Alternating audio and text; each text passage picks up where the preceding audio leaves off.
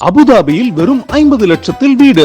நானோ prime properties Abu Dhabi. Hi QE campus NEET crash 2026 revision attack. எங்க teachers உங்க டைம்ல India ரேட்ல. உடனே ஜாயின் பண்ணுங்க. வெறும் ரூபாய் ஒரு ஆண்டு ஒன்றுக்கு கிட்டத்தட்ட 500 கோடி ரூபாய் வருமானம்.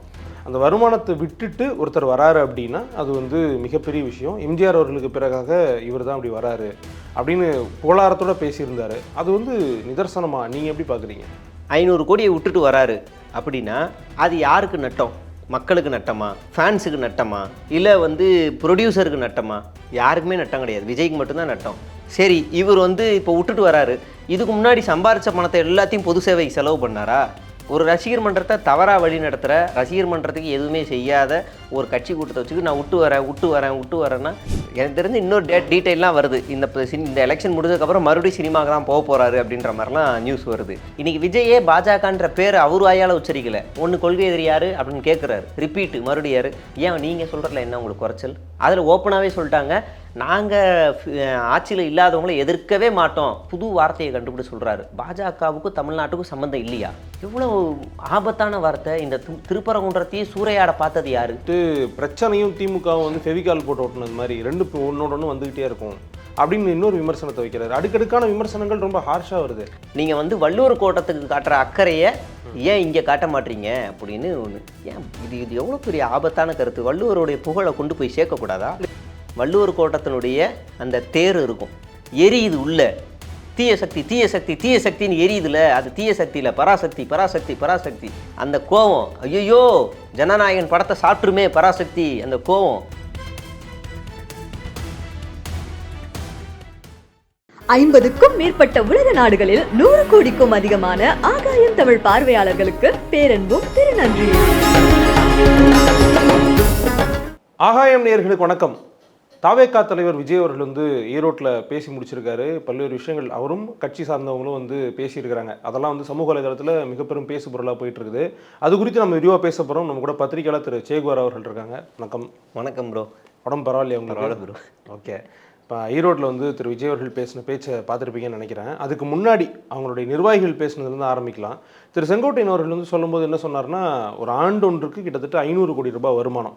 அந்த வருமானத்தை விட்டுட்டு ஒருத்தர் வராரு அப்படின்னா அது வந்து மிகப்பெரிய விஷயம். எம்ஜிஆர் அவர்களுக்கு பிறகாக இவர் தான் அப்படி வராரு அப்படின்னு புகழாரத்தோட பேசியிருந்தாரு. அது வந்து நிதர்சனமா நீங்கள் எப்படி பார்க்குறீங்க? அது அர்த்தமற்ற வாதம். அது வந்து ஒரு எப்படி சொல்கிறதுனா, எம்ஜிஆர் வந்து அரசியலுக்கு வந்ததுக்கப்புறம் சினிமாக்கே போகலையா, விட்டுட்டு வந்தாருன்னு எம்ஜிஆருக்கு அடுத்துங்கிறாரு. அப்போ அவரே ஃபஸ்ட்டே பொய்ய சொல்கிறாரு. சரி, இவர் மாதிரி பீக்கில் இருக்கும் போதே அரசியல்லேருந்து வேறு யாருமே வரலையான்னா விஜயகாந்த் யாரப்போ? விஜயகாந்தும் பீக்கில் இருந்தவர் தான். பீக்கில் இருந்த படத்துலேயே அவரோட கொடி எல்லாத்தையுமே அறிமுகப்படுத்திட்டு அப்புறமா தான் சினிமாவிலேருந்து அரசியலுக்கே வராரு. எல்லாருமே அப்படி தான் வராங்க. சரி, இதெல்லாம் விட்டுறலாம். இவரை மட்டுமே மையப்படுத்தி இந்த கேள்வி வைப்போம். 500 கோடியை விட்டுட்டு வராரு அப்படின்னா அது யாருக்கு நட்டம்? மக்களுக்கு நட்டமா, ஃபேன்ஸுக்கு நட்டமா, இல்லை வந்து ப்ரொடியூசருக்கு நட்டமா?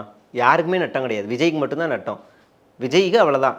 இப்போ அந்த ப்ரொடியூசர் நினச்சாருன்னா, விஜய் இல்லைன்னா விஜய் சேதுபதி, விஜய் இல்லைன்னா கூல் சுரேஷ், யாரையோ ஒருத்தர் வச்சு படம் நடிச்சுட்டு போயிடுவார். ஒரு நல்ல ஹீரோ இருக்காங்க, மார்க்கெட்னு இருக்குல்ல, இவர் எடுத்து கொடுக்கக்கூடிய கலெக்ஷனோ இல்லை, இப்போ சிவகார்த்திகேயன் ஓவர்டேக் பண்ணிட்டாரு அப்படி வச்சுக்கலாம். இவங்களே வந்துருவாங்க. அந்த ப்ரொடியூசருக்கு 100 ஹீரோ இருக்கிறாங்க. தமிழ்நாட்டில் இல்லைன்னா கேரளா இல்லைன்னா ஆந்திரா, எங்கேயோ ஒரு இடத்துல ஒரு ஹீரோ வச்சு படம் எடுத்துட்டு அவர் பாட்டு போயிட்டே இருப்பார். இவருக்கு மட்டும் தான் நட்டம். சரி, இவர் வந்து இப்போ விட்டுட்டு வராரு, இதுக்கு முன்னாடி சம்பாரித்த பணத்தை எல்லாத்தையும் பொது சேவைக்கு செலவு பண்ணாரா? எதுவுமே கிடையாது. எனக்கு தெரிஞ்சு அஜித் மட்டும்தான் படத்தில் வந்து நடிச்சுக்கிட்டு ரசிகர்லாம் எனக்காக வராதிங்கன்னு சொல்லி நேரடியாக போய் ரசிகர் மன்றத்தை எல்லாத்தையும் கலைச்சிட்டு வந்துட்டார். அவருக்கு அடுத்து கமல் போய் நேரடியாக போய் கலைச்சாரு. அப்புறமா கமல் அதை வந்து இயக்கமாக கட்சியாக மாற்றிக்கிறாரு. எனக்கு ரசிகர் மன்றமே வேணான்னு. ஒரு ரசிகர் மன்றத்தை தவறாக வழி நடத்துகிற, ரசிகர் மன்றத்துக்கு எதுவுமே செய்யாத ஒரு கட்சி கூட்டத்தை வச்சுக்கு நான் விட்டு வரேன்னா, நீங்கள் வந்து இப்போ இங்கே வந்ததுக்கப்புறம் படத்தில் நடிக்கக்கூடாதுன்னு எந்த விதியும் கிடையாது. ரெண்டுத்தையும் பேலன்ஸ் பண்ண முடியும். பவன் கல்யாண் பண்ணலையா ஓஜின்னு?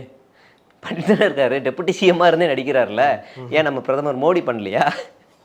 பண்ணலாம், அதெல்லாம் தப்பே கிடையாது. நீங்கள் அரசியலுக்கு வந்தாலும் பண்ணலாம். என்னமோ அமெரிக்காவுக்கு இந்த இவர் இருக்காரு, டெர்மினேட்டர் படத்தில் ஒரு ஹீரோ இருக்காரு, அவருமே அப்படி தானே அரசியலுக்கு வந்து படம் நடிச்சு தானே இருந்தார். என்னமோ விட்டு வரேன்னா எனக்கு தெரிஞ்சு இன்னொரு டீட்டெயிலாம் வருது. இந்த எலெக்ஷன் முடிஞ்சதுக்கப்புறம் மறுபடியும் சினிமாவுக்கு தான் போக போகிறாரு அப்படின்ற மாதிரிலாம் நியூஸ் வருது. அது வந்து தேவையில்லாத வாதம். அது தியாகம்ன்றதையே இங்கே கொச்சப்படுத்தப்படுது. தியாகம்னா என்ன? பாருங்க, மக்களுக்காக சிறைக்கு போயிட்டு வந்திருக்காரு. பாருங்க, மக்களுக்காக இவ்வளோத்தையும் செய்கிறாரு. கேபி பாலா தியாகம் செய்கிறார். சம்பாதித்த பணத்தை எல்லாத்தையும் சமூக சேவைக்காக செய்கிறார். அது ஒரு சேவை. இவர் என்ன செஞ்சார்? நீங்கள் ஆனால் கம்பேர் பண்ணும்போதே ரொம்ப ஜூனியர்ஸ் கூடயே கம்பேர் பண்ணுறீங்களே. ஜூனியர்ஸ் கூடவாவது செய்கிறாங்களேன்னு கம்பேர் பண்ணுறேன். ஜூனியர்ஸ் கூட இல்லை, ஜூனியர் கூடவாவது செய்கிறாங்களே அப்படி கம்பேர் பண்ணுறேன் நான். இப்போ நீங்கள் அரசியல்லே சினிமாவிலே இருந்துட்டா நான் ஏன் உங்களை கம்பேர் பண்ண போகிறேன்? நீங்களும் வந்து பெரிய ஆள் மாதிரி நடிச்சுக்கிட்டு அப்படியே உள்ளே இருந்துட்டீங்க. சேவையெல்லாம் செய்யணும் அவசியமே இல்லை, நீங்கள் பாட்டு போயிட்டே இருக்கலாம். நீங்கள் சினிமாவுக்கு வந்துட்டீங்க, பொது வாழ்க்கைக்கு வந்துட்டீங்க அப்படின்னா இதுக்கு முன்னாடி நீங்கள் ஒழுக்கமாக இருந்தீங்களா அப்படின்ற ஒரு கேள்வி வருதுல்ல. இதுக்கு முன்னாடி நீங்கள் சினிமா துறையில் நடக்கிற பிரச்சனையாவது போராட்டத்துக்காக எடுத்திருக்கீங்களா? அங்கே மீட்டுன்னு ஒரு பெரிய பிரச்சனை வந்துச்சு, உங்களுடைய வாய்ஸ் என்ன? இல்லை. சரி, அங்கே ஊழல் நடக்குதுன்னு ஒரு பிரச்சனை இல்லை. சினிமாவுக்குன்னு ஒரு கட்டுறதுலேயே ஒரு பெரிய பிரச்சனை இருக்குது, உங்களோட ரோல் என்ன? எதுவுமே இல்லை. சரி, அதெல்லாம் விட்டுருவோம். சினிமாவில் சென்சார் பிரச்சனைன்னு ஒரு பெரிய பிரச்சனை இருக்குது. உங்கள் படத்துக்கே பல சீன்ஸ் எல்லாம் முக்கியமான சீனில் வேறு கட் பண்ணுறாங்க. அப்போ அதுக்கெல்லாம் குரல் கொடுத்துருக்கீங்களானா இல்லை. நீங்கள் சார்ந்திருக்க துறையிலேயே எந்த பிரச்சனையும் குரல் கொடுக்காது. நீங்கள் சமூகத்துக்கு வந்து என்ன குரல் கொடுப்பீங்க? இதில் முன்னாடி நடந்த நிறைய பிரச்சனைகளுக்கு வந்து திரு விஜய் அவர்கள் கருத்தெல்லாம் சொல்லியிருக்காருல்ல. கெஸ்ட் ரோலாக பண்ணியிருக்காரு. வந்து நானும் இருக்கேன் அப்படின்னு சொல்லிட்டு போகிறது. ஒரு போராட்டத்தை தன்னிச்சையாக கையெடுத்து நானும் பங்கெடுக்கிறேன் அப்படிங்கிறது வேற. இப்போ ஜல்லிக்கட்டு போராட்டத்தில் ஆக்டர் ஆதி தானே, ஹிப்ஹாப் ஆதி, அவருடைய ரோல் பெருசு தானே. ஏன் பெருசு? அவர் ஸ்டார்டிங்லேருந்தே குரல் கொடுத்துக்கிட்டு இருந்தார், அதனால அவரோட ரோல் பெருசு. ஆர்ஜே பாலாஜியும் சில பிரச்சனைகளில் தொடர்ந்து குரல் கொடுப்பாரு, அப்போ அவர் மேலே ஒரு பார்வை இருக்குது. இப்போ நம்ம சில ஆக்டர்கள் அப்படியே எடுத்துக்கிட்டே வருவோம். அப்போ எடுத்துகிட்டு வந்தால் அவங்களாம் ஏதோ ஒரு வகையில் ஏதோ ஒரு போராட்டத்தில் நேரடியாக பங்கெடுத்திருக்காங்க அப்படின்னு நம்ம வந்து சொல்ல முடியும். இப்போ நீங்கள் சூர்யாவே எடுத்துக்கோங்க. அகரம்ன்ற ஒரு ஃபவுண்டேஷன் மூலிமா எத்தனை மாணவர்களை உருவாக்குறாரு. விஜய் என்ன செஞ்சார்? சினிமாவில் இருந்து ஏதாவது மாணவர்களை படிக்க வச்சாரா? யாரையாவது டாக்டர் ஆக்கியிருக்காரா? யாரையாவது இன்ஜினியர் ஆக்கியிருக்காரா? அரசியலுக்கு வரப்போகிறேன்னு தெரிஞ்ச உடனே மட்டும் 10வது 12வது அதுவும் பாஸ் ஆனவங்களுக்கு மட்டும் கூப்பிட்டு வச்சு இது அவன் ஏற்கனவே ஃபிட்டு, அவனுக்கு வந்து நீங்கள் வந்து இதெல்லாம் கொடுக்குறீங்க. அப்போ தோல்வி அடைஞ்சவனுக்கு ஊக்குவிக்கிறதுக்கு என்ன இருக்குது அப்படின்னு ஒன்று வருதுல்ல, அது தனி வாதம் வச்சுக்கோங்களேன். நீங்கள் அரசியலுக்கு வரப்போகிறேன்னு உடனே இதெல்லாம் வருது. ஏன் அரசியலுக்கு வரதுக்கு முன்னாடி சினிமாவில் இருக்கும்போதே இப்படி ஒரு ஆர்கனைசேஷன் வச்சு இந்த மாதிரி நீங்கள் எல்லாம் செய்யலை அப்படின்னு நாங்கள் கேட்போம்ல. நீங்கள் அரசியலுக்கு வர்றதுக்கு முன்னாடி நீங்கள் எப்படி ஒழுக்கமாக இருந்தீங்களா? நம்ம விமர்சனம் வரதான் செய்யும். அதனால் நான் விட்டு வந்தேன், அப்படியே எடுத்துகிட்டு வந்தேன். இல்லைனா நீங்கள் இப்போ வந்து கூட நீங்கள் நிறைய செய்யலாம். உங்கள் கட்சி தொண்டர்களை நீங்கள் வேலை வாங்கி அங்கங்கே என்னென்னமோ சின்ன சின்ன வேலைகள் செய்கிறீங்க. நீங்கள் செய்யணும்ல.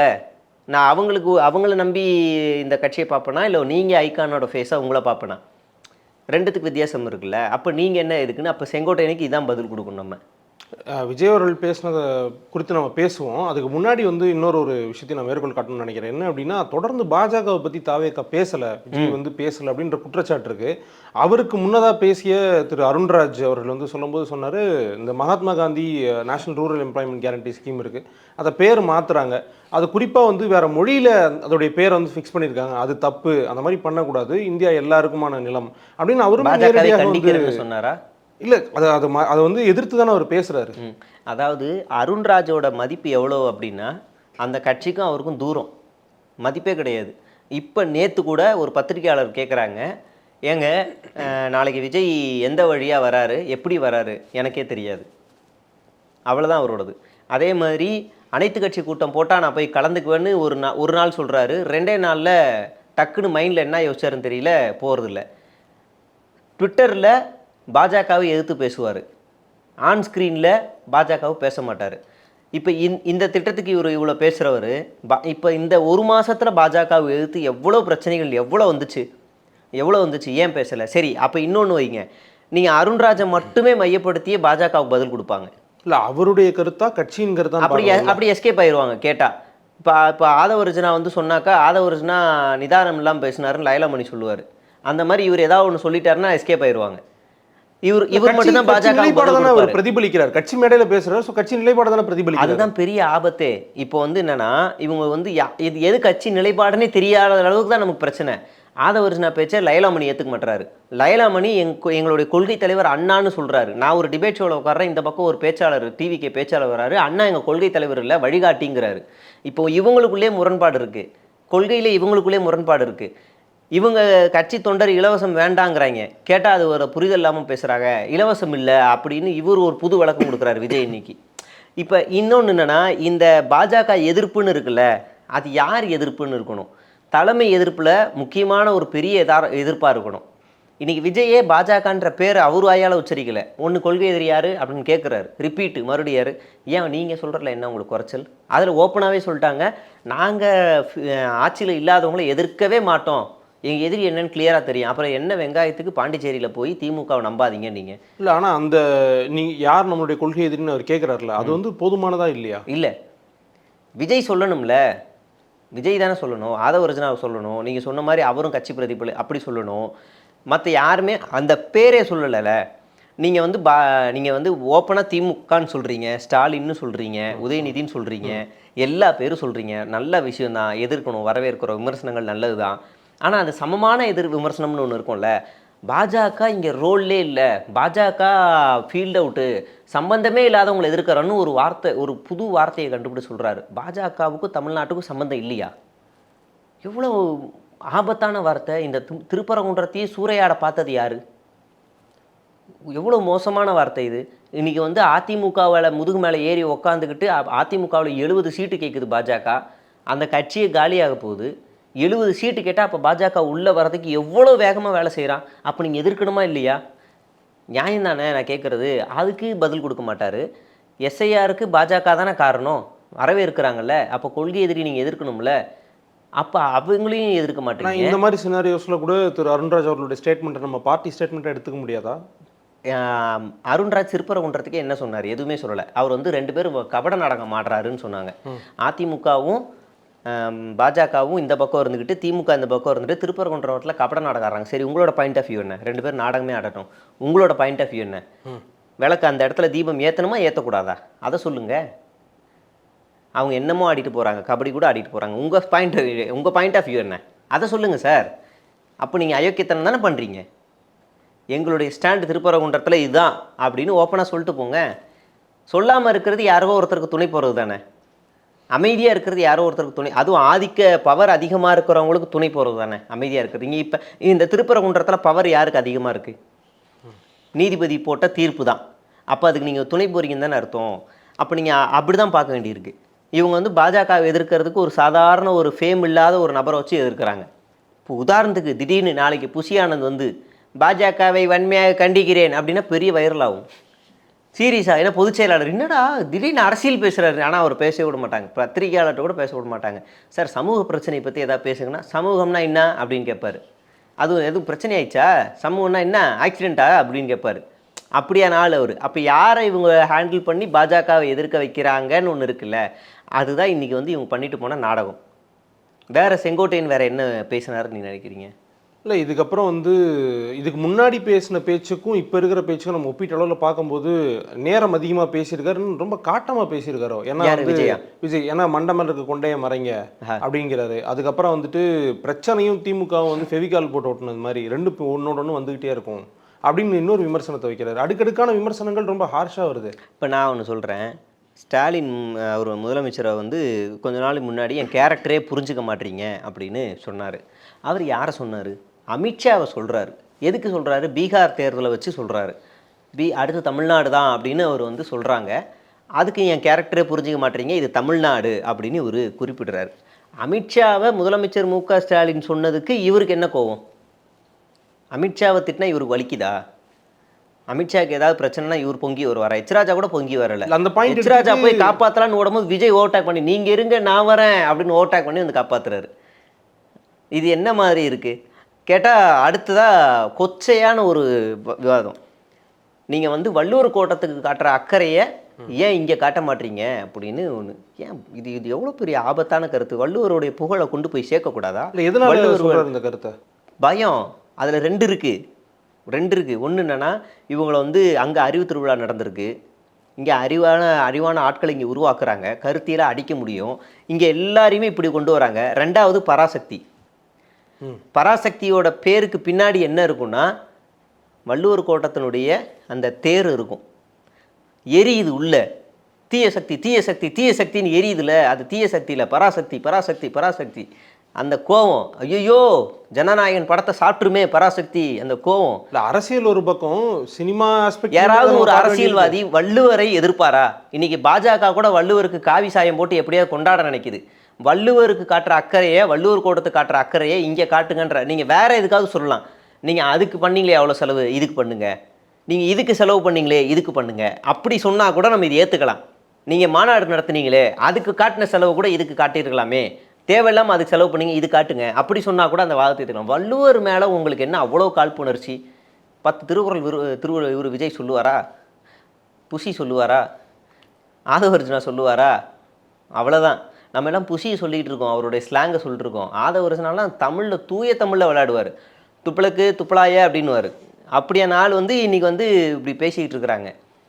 நீங்கள் ஆதவர்ஜுனா ஸ்பீச்செல்லாம் எனக்கு எரிச்சல் தான் வந்துச்சு. என்ன நிதானம் இல்லாமல் ஒரு மனுஷன் இப்படியா பேசுகிறது? அதுவும் கூட்டுக்கான்னு சொல்லிட்டாங்க, தம்பி 45 நிமிஷம்லாம் பேசிகிட்டு இருக்கக்கூடாது, 5 நிமிஷம் தான் டைம்னோடனே 5 நிமிஷத்தில் இறங்கிட்டார். அடுத்து இன்னொன்று ஒரு அவினாசி திட்டத்தை பேசுகிறாரு.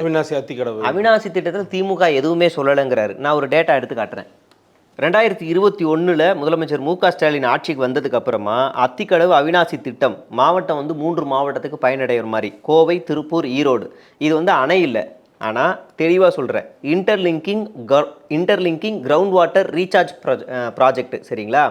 இதில் பயன் என்ன அப்படின்னா 1000க்கும் மேற்பட்ட குளங்கள் நிரப்பு, நிலத்தடி நீர் உயர்வு.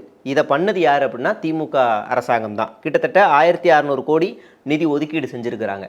இதை இவர் அத்திக்கடவுக்கு எதுவுமே பண்ணலை அப்படின்னு சொல்லிட்டு போகிறாரு. இது மட்டும் இல்லை, காளிங்கராயரா அவர் டேம் கட்டினாங்க, அதுக்கப்புறம் வந்தவங்க யாருமே கட்டலை, இப்போல்லாம் யாருமே பண்ண மாட்டாங்க அப்படின்னு இவர் சொல்கிறாரு. நான் சொல்கிறேன், கலைஞர் கருணாநிதியினுடைய ஆட்சி காலத்தில் வீராணம் நீர்த்திட்டம், அதுக்கப்புறமா பரமிக்குளம் ஆழியார் திட்டம், பரமிக்குளம் ஆழியார் திட்டம், அதுக்கடுத்து தென்னாங்குறிச்சி, கொடிவேரி, கண்ணாங்குறிச்சி போன்ற தடுப்பணைகள். இதனுடைய நோக்கம் என்னென்னா விவசாய பாசனம். அடுத்ததாக மு.க. ஸ்டாலினுடைய ஆட்சிக்கு வருவோம். இதே நான் இப்போ சொன்ன அவினாசி அத்திக்கடவு திட்டத்தில் நான் சொன்னது தான் interlinking ground water recharge project. அதுக்கு அடுத்து மேகதாது முன் தயாரிப்பு பணிகள். இதில் அணை கட்ட அனுமதி இல்லை.